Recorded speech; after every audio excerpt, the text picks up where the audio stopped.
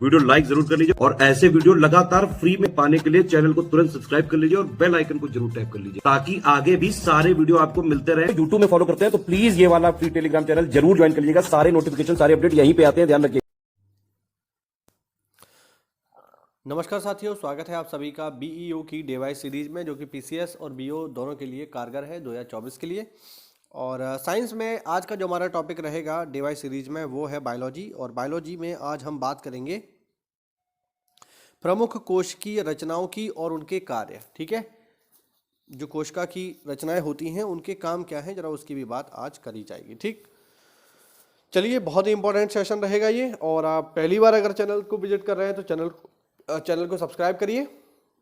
और अगर हमारे किसी भी पेड ग्रुप प्रोग्राम से जुड़ना चाहते हैं तो डिस्क्रिप्शन में दिए गए लिंक से आप हमसे जुड़ सकते हैं। वहाँ पे कुछ नंबर्स दिए हैं, उन पे कॉल करके आप हमसे जुड़ जाइए। ठीक है, पीसीएस 2024, बीईओ 2024 और आरओ मेंस 2024 के लिए पेड ग्रुप शुरू हो चुके हैं। आप हमसे जुड़ करके अपनी कंप्लीट तैयारी कर सकते हैं। ठीक है, तो चलिए बिना किसी देरी के मैं जल्दी से इनको शुरू करता हूँ। देखिए, पहला है राइबोसोम। राइबोसोम का काम क्या है, देखिए पेपर में सीधे सीधे आएगा। ठीक, राइबोसोम का कार्य क्या है आपको डायरेक्टली उसमें आंसर करना है। बहुत ज़्यादा कुछ भी ऐसा नहीं है जो घुमा फिरा के पूछा जाए। ठीक है, तो सिंपल से ये पॉइंट है, आपको सिंपल तरीके से ही इनको याद रखना है। बात समझ पा रहे हैं ना? तो ज़्यादा इनमें कुछ है नहीं, इनको आप डायरेक्टली वन लाइनर फॉर्म में ही याद रखो। ठीक, अब जैसे राइबोसोम है तो राइबोसोम का मेन काम क्या है, बस आपको इतना याद रखना है, बात खत्म। तो राइबोसोम का जो मेन काम है भैया वो है प्रोटीन संश्लेषण करना। ठीक है, तो पेपर में पूछा जाएगा प्रोटीन संश्लेषण का मुख्य काम किसके द्वारा किया जाता है, आपका जवाब होगा राइबोसोम। बात खत्म हो गई। ठीक है, दूसरा है लाइसोसोम। लाइसोसोम बहुत ज़्यादा इंपॉर्टेंट है, इसे कहते हैं आत्महत्या की थैली। कई बार एग्जाम में आ चुका है कि किसको आत्महत्या की थैली कहा जाता है। ठीक, तो डायरेक्टली याद रखेंगे, काफी महत्वपूर्ण है आत्महत्या की थैली। बहुत बार एग्जाम में आया है भैया, बहुत बार। ठीक है, गुणसूत्र की बात करेंगे। गुणसूत्र क्या करते हैं, देखिए गुणसूत्र है जीनवाहक और कोशिकीय कार्यों का नियंत्रण। ठीक है, जीनवाहक का मतलब ये है कि गुणसूत्र से ही जो है हम और आप बने हुए हैं। ठीक है, गुणसूत्र में ही डीएनए मौजूद होता है जो कि हमारी सारी इंफॉर्मेशन एक पीढ़ी से दूसरी पीढ़ी में पहुंचाता है। ठीक, मनुष्य में 46 गुणसूत्र होते हैं, 23 जोड़ों में ये जो है बटे होते हैं, आप लोगों को ये बात पता होगी।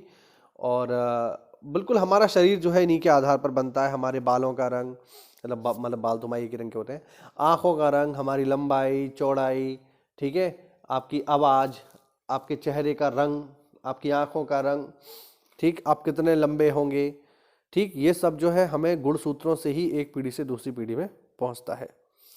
सेंट्रोसोम क्या करता है भैया, सेंट्रोसोम है कोशिका विभाजन में सहायक। ध्यान रखना, कोशिका भित्ति क्या है, कोशिका को निश्चित रूप प्रदान करती है तथा कोशिका को सुरक्षा प्रदान करती है कोशिका भित्ति।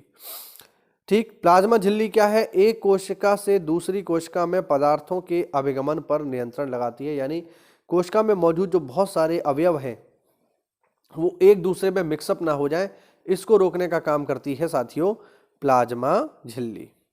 फिर है हरित लवक, बहुत ही इंपॉर्टेंट है। ठीक है, हरित लवक, ठीक, मंड संश्लेषण का क्रिया स्थल है, अर्थात प्रकाश संश्लेषण इसी की वजह से होता है। इसे बोलते हैं क्लोरोफिल, आपने जरूर सुना होगा। और हरित लवक की वजह से ही तो जो पौधे हैं उनका रंग हरा होता है, ये बात आपने जरूर से सुनी होगी। तो ये काफी इंपॉर्टेंट है, आपको इसके बारे में पता होना ही चाहिए। ठीक, चलो आगे देखो, आगे है अंतःप्रद्रवी जालिका। ये क्या होता है भाई, कोशिका के भीतर पदार्थों का संचार जो है इसी के माध्यम से होता है। ठीक, कोशिका के अंदर जो बहुत सारे पदार्थ हैं वो एक दूसरे के साथ किस तरीके से कोऑर्डिनेशन करेंगे, वो अंतःप्रद्रवी जालिका की ही भूमिका से होता है। आगे है अवर्णी लवक। ये क्या है, ये खाद्य संग्रह में सहायक होते हैं। ध्यान रखना, अवर्णी लवक जो है खाद्य संग्रह करते हैं। माइटोकॉन्ड्रिया बहुत इंपॉर्टेंट है, इसे क्या बोलते हैं, इसे बोलते हैं पावर हाउस ऑफ सेल, यानी कोशिका का पावर हाउस, ऊर्जा स्थल। ठीक, कोशिका में जो ऊर्जा होती है वो माइटोकॉन्ड्रिया की वजह से ही उत्पन्न होती है। तो कोशिकीय श्वसन के लिए जिम्मेदार है माइटोकॉन्ड्रिया और ऊर्जा स्थल है माइटोकॉन्ड्रिया, ध्यान रखना। फिर है गाल्जिकाय। विशिष्ट पदार्थों का स्त्रवण, संचय और उनके कोशिका निष्कासन में सहायता करता है गोल्जी काय। वर्णिलवक क्या होते हैं? फूल, फल और बीजों को आकर्षक रंग प्रदान करते हैं। केंद्रक क्या होता है? कोशिका के उपापचयी कार्यों का नियंत्रक एवं कोशिका विभाजन में सहायक होता है केंद्रक। ठीक है। हाँ, अगर देखिए कोशिका विभाजन सामान्य है तो ये बहुत अच्छी बात है, हमें जो है हमारे शरीर को बनाने में सहायता करता है। लेकिन एक बार जब कोशिका विभाजन अनियंत्रित हो जाता है तो इसी को कहा जाता है कैंसर, ध्यान रखना। ठीक है, कोशिका विभाजन जब अनियंत्रित हो जाता है तब इसी को हम कहते हैं कि ये कैंसर है। अगर कोशिका विभाजन नियंत्रित तरीके से हो रहा है तो ये ठीक है, हमारे सेहत के लिए बढ़िया है। लेकिन एक बार ये अनियंत्रित हो गया तो इसी को कैंसर कहा जाता है। ठीक, आगे बढ़ते हैं, चलिए और देखते हैं। आगे है कोशिकाएं और उनके साधारण नाम। ठीक, जैसे लाइसोसोम को क्या कहते हैं भाई? लाइसोसोम को कहा जाता है आत्महत्या की थैली। कई बार ये सारे सवाल पेपर में हजारों बार आ चुके हैं, आपको सीधे सीधे याद रखना है। ठीक है। क्लोरोप्लास्ट क्या है? क्लोरोप्लास्ट है कोशिका का प्रकाश संश्लेषण केंद्र या कोशिका के अंदर कोशिका। ठीक है, इसे बोलते हैं क्लोरोप्लास्ट। ठीक है। राइबोसोम क्या है? कोशिका का प्रोटीन संश्लेषण केंद्र। माइटोकॉन्ड्रिया क्या है? कोशिका का पावर हाउस, मैंने ऊपर आपको बताया। क्रोमोसोम क्या है? आनुवंशिकीय गुणों का वाहक है। केंद्रक क्या है? कोशिका की समस्त क्रियाओं का नियंत्रण केंद्र है केंद्रक। चलिए आगे बढ़ते हैं। आगे देखते हैं पीयूष ग्रंथि क्या करती है भाई? पीयूष ग्रंथि का काम है हार्मोन वृद्धि हार्मोन का स्त्रवण करना। ठीक है। हाँ, जो ग्रोथ हार्मोन है वो कहाँ से निकलते हैं? पीयूष ग्रंथि से निकलते हैं। ठीक, इंसुलिन से क्या निकलता है? इंसुलिन जो है ये ग्लूकोज से संबंधित है, ध्यान रखना। बॉडी में जो हम शुगर एब्जॉर्ब कर रहे हैं, जो चीनी हम लोग खा रहे हैं, उस चीनी को बैलेंस जो है वो इंसुलिन कर रहा है। पेपर में ये भी पूछा जाता है कि इंसुलिन कहाँ से निकलता है। ठीक है, तो लैंगरहैंस की दीपिकाओं से निकलता है, ध्यान रखना। देखो ये नाम लिखा है नीचे, लैंगरहैंस। ठीक है, लैंगरहैंस की दीपिकाओं से निकलता है और लैंगरहैंस की बीटा कोशिकाओं से, देखो प्रॉपर लिखा हुआ है, लैंगरहैंस की बीटा कोशिकाओं से इंसुलिन निकलता है। और ये इंसुलिन क्या करता है? हमारे ब्लड शुगर को कंट्रोल करता है, ध्यान रखना। ठीक, अब अगर हम एक अच्छी दिनचर्या अगर जीते हैं तो ये हमारा ठीक से काम करता रहेगा। लेकिन अगर हम एक ऐसी दिनचर्या जी रहे हैं जो बहुत ज़्यादा अनहेल्दी है तो फिर ऐसे में क्या होता है? ये खराब हो जाता है।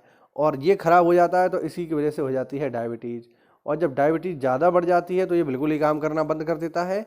तो फिर ऐसे में आपको बाहर से इंसुलिन के इंजेक्शन लगाने पड़ते हैं, क्योंकि ये इंसुलिन निकलना बंद हो जाता है। फिर आपको बाहर से इंसुलिन लगाना पड़ेगा, जो काफ़ी घातक होता है। और कुछ समय बाद ऐसे व्यक्ति की मृत्यु भी हो जाती है, क्योंकि बाहर से कब तक लगवाओगे आप, ये भी तो है।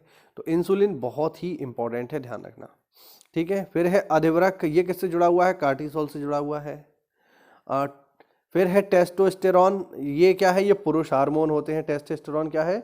ये पुरुष हार्मोन है। ठीक, अग्नाशय क्या है? देखिए, अग्नाशय की हम बात करें तो अग्नाशय के आइलेट्स ऑफ लैंगरहैंस की बीटा कोशिकाएं इंसुलिन का सृजन करती हैं, बहुत ही इंपॉर्टेंट है।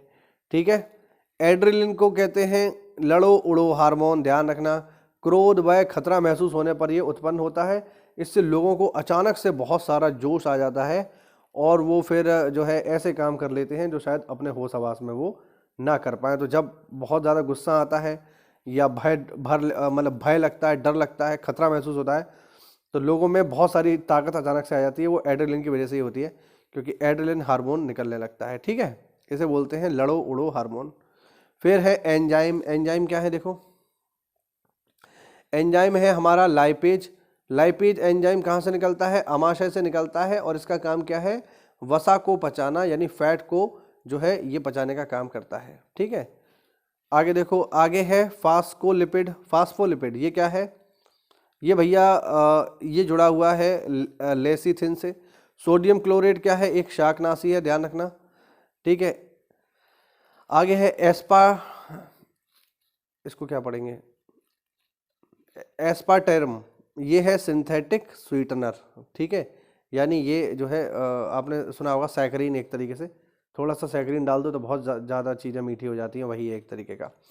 एस्ट्रोजन क्या है? एस्ट्रोजन है महिला हार्मोन, ठीक है। देखो टेस्टोस्टेरोन है पुरुष हार्मोन और एस्ट्रोजन है महिला हार्मोन, ठीक है। हाँ, और फिर है यहाँ पे फेरोमोन।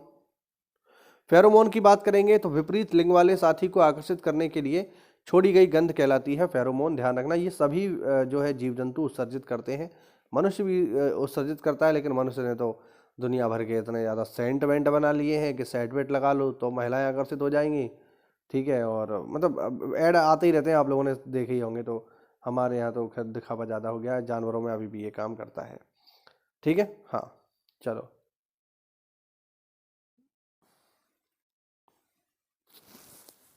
आगे देखते हैं। आगे है नियोप्रिन। ये क्या है? विशेषीकृत रबर, लेकिन मूल रूप से मोनोमर या प्लास्टिक है ये, ठीक है। सिंथेटिक रबर जो पॉलीमराइजेशन की प्रक्रिया से बनता है। तो नियोप्रिन क्या है? एक रबर का टाइप है जो किस विधि से बनता है? पॉलीमराइजेशन की प्रक्रिया से बनता है, ठीक है। हाँ, चलिए आगे बढ़ते हैं। आगे हम देखेंगे विटामिन, उनके स्रोत और उनकी कमी से होने वाले रोग। यहाँ से एक सवाल आपको पेपर में जरूर मिलता है, विटामिन से एक सवाल आता ही आता है, ठीक है। विटामिन का रासायनिक नाम पूछ लेता है, विटामिन किस में पाया जाता है ये पूछ लेता है, और उस विटामिन की कमी से कौन सा रोग होता है ये भी पूछ लेता है। तो ये सब पेपर में आने वाली चीजें हैं, जल्दी से पढ़ लेते हैं। चलिए, पहला है रेटिनॉल।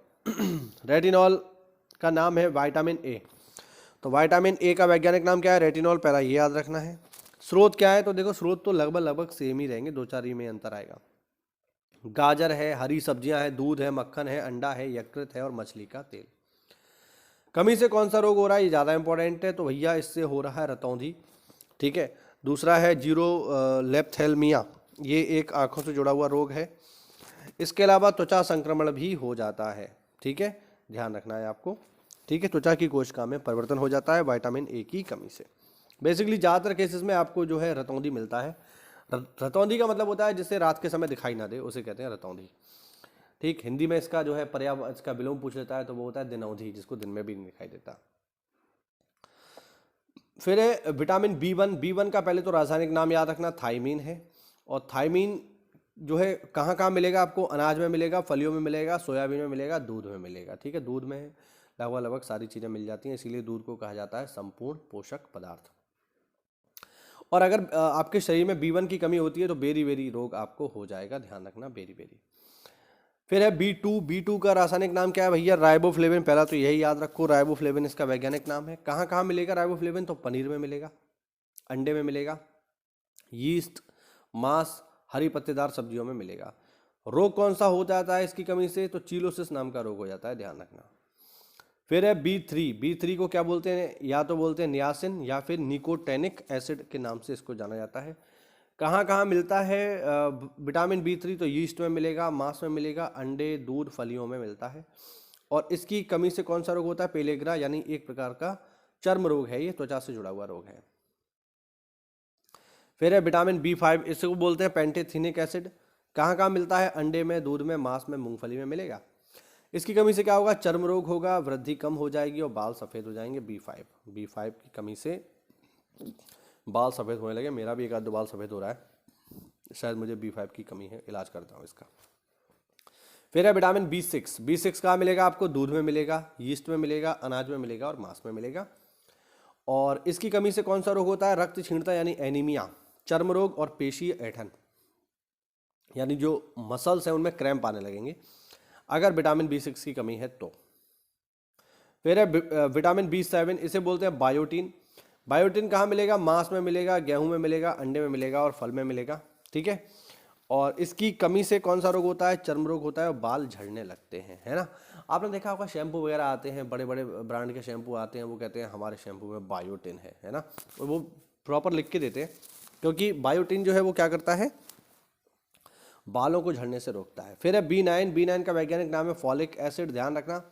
कहाँ मिलेगा? हरी सब्जियों में मिलेगा, फली में मिलेगा, यीस्ट में मिलेगा, मांस में मिलेगा और अंडे में मिलेगा। और क्या होता है? एनीमिया हो जाता है इसकी कमी से, ठीक है।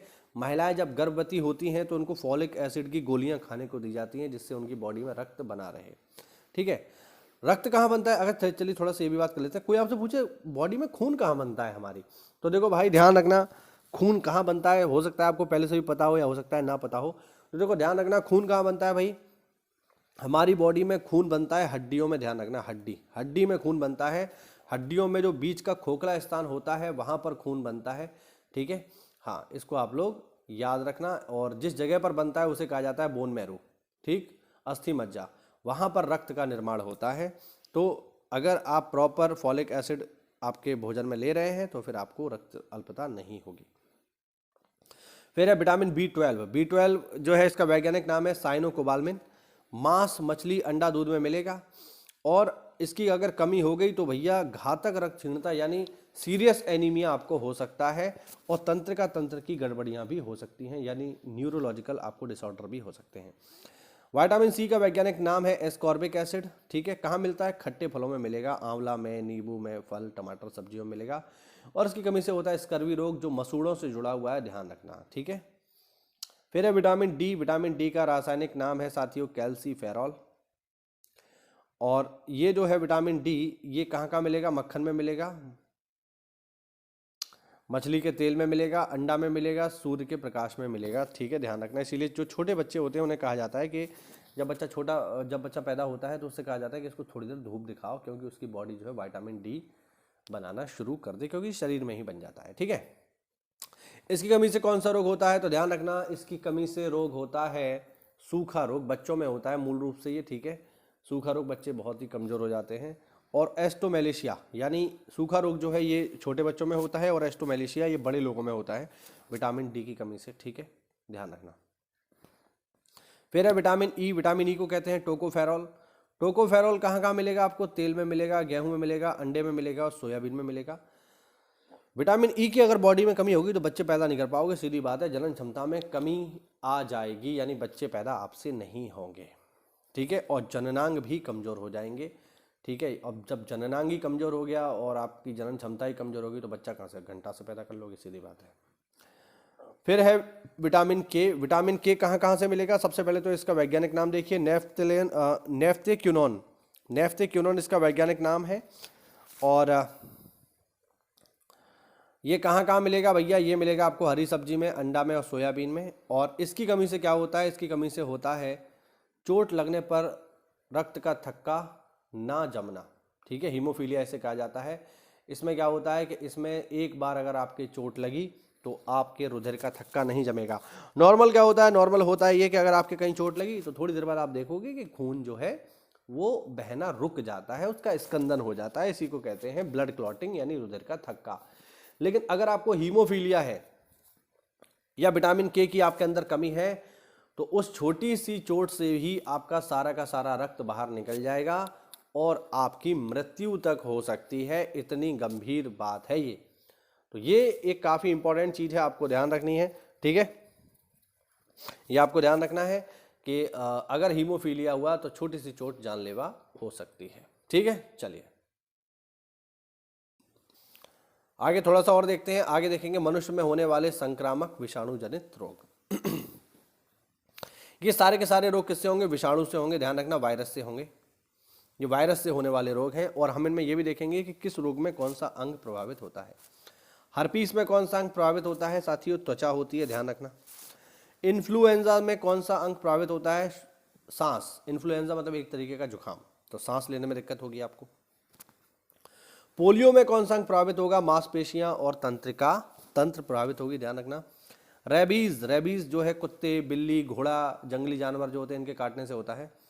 और तंत्र संबंधी समस्याएं आपको हो सकती है। रेबीज साथियों बहुत ही खतरनाक रोग है, कभी भी कुत्ता काटे या बंदर काटे या कोई भी जंगली जानवर अगर आपको काटे तो भाई बिल्कुल भी लापरवाही मत करना यार। ये मत सोचना अरे मेरे तो घर का कुत्ता है और मैंने तो ये करवा लिया वो करवा लिया, ऐसा कुछ मत करना। तुरंत सरकारी अस्पताल जाना और रेबीज़ का एंटीडोट लेना, क्योंकि बहुत ही हानिकारक है, इसका कोई इलाज नहीं है। अगर रेबीज हो गया तो भैया मरे ही पीछे पिंड छूटेगा, हमारे ब्रजभाषा में कहते हैं मरने के बाद ही पिंड छूटेगा, आप बच नहीं पाओगे, क्योंकि इसका कोई इलाज नहीं है। बस ये है आप इसका टीका जरूर लगवा लो। तो कभी भी कुत्ता काटे, चाहे अपना काटे या बाहर का काटे, तुरंत रेबीज का इंजेक्शन लगवाओ। फिर है मम्स को कहते हैं कनपेड़ा, और ये लार ग्रंथियों से जुड़ा हुआ रोग है। फिर है रोहा, इसे कहते हैं ट्रोकोमा। ट्रोकोमा जो है साथियों नेत्र को प्रभावित करता है, ठीक है। हाँ, फिर है पीलिया। पीलिया में जो है यकृत प्रभावित होता है। ध्यान रखना, बहुत बार पेपर में पूछा गया प्रश्न है कि पीलिया में शरीर का कौन सा अंग प्रभावित होगा, यकृत। फिर है कंजक्टिवाइटिस। कंजक्टिवाइटिस में आंख प्रभावित होती है साथियों, ध्यान रखना। थोड़ा सा और देख लेते हैं, फिर और आगे बात करेंगे। कीट और उनसे द्वारा होने वाले संचारी रोग, जैसे चलिए, मादा एनाफिलीज की वजह से होता है साथियों मलेरिया, ध्यान रखना। मादा एडीज की वजह से होता है पीत ज्वर। घरेलू मक्खी की वजह से होता है हैजा, क्योंकि ये बहुत गंदी गंदी चीज़ों पर बैठती है और फिर हमारे खाने पे आके बैठ जाती है, तो फिर हैजा हो जाता है। फिर है कोलेरा, ये मतलब फिर है पेडी कुलरा, इसकी वजह से होता है टाइफाइड। टेबनिस मक्खी की वजह से होता है सुर्रा रोग, ध्यान रखना। मादा किल लेवरा, इससे होता है फाइलेरिया। फिर है ग्लासिना फाल पेलेरा, इसकी वजह से होता है निद्रा रोग, इसे सीसी मक्खी भी बोलते हैं, ध्यान रखना। खटमल की वजह से होता है चागास रोग और बालू मक्खी की वजह से होता है काला जार रोग। तो ये हुए हमारे बायोलॉजी के कुछ इंपॉर्टेंट सेशन। इसको आप पढ़ करके जाना पेपर में, यहाँ से एक सवाल आने की पूरी संभावना है। तो इसी तरीके से एक एक सवाल को हम कवर करते हुए बीईओ और पीसीएस की परीक्षा में अपनी कट ऑफ को क्लियर करेंगे। कोई भी डाउट हो कमेंट के माध्यम से पूछिए। मिलते हैं अगली क्लास में, तब तक के लिए जय हिंद, जय भारत, वंदे मातरम।